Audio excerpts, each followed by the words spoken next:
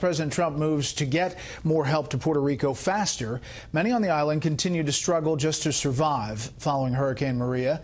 This is despite the fact there are supplies on the island already. Correspondent Garrett Tenney is at the port of San Juan tonight. A symbol of how fragile the immediate recovery effort will be in Puerto Rico begins here at San Juan's main port. 10,000 of these shipping containers filled with desperately needed supplies are just sitting on the docks. It's just the first problem in what has become a cascading series of supply chain nightmares. Less than 20% of available truck drivers are in place to deliver the goods. What we really need is hands-on to distribute this cargo for those people in need. The impact has been devastating. It's just a matter of working on a better logistics on how we can start moving things around the island. The governor tells us the driver situation is improving, but that more bottlenecks await.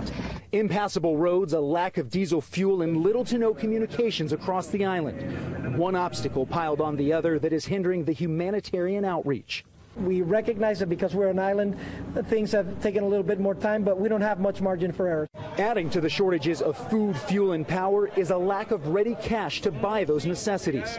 Most ATMs are empty, lines at banks are long, and without electricity, credit and debit card transactions are non-existent.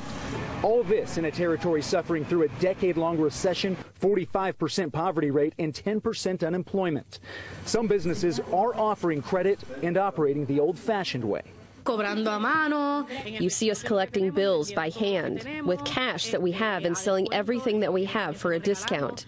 To those who don't have, we give it to them. It's a matter of helping our community.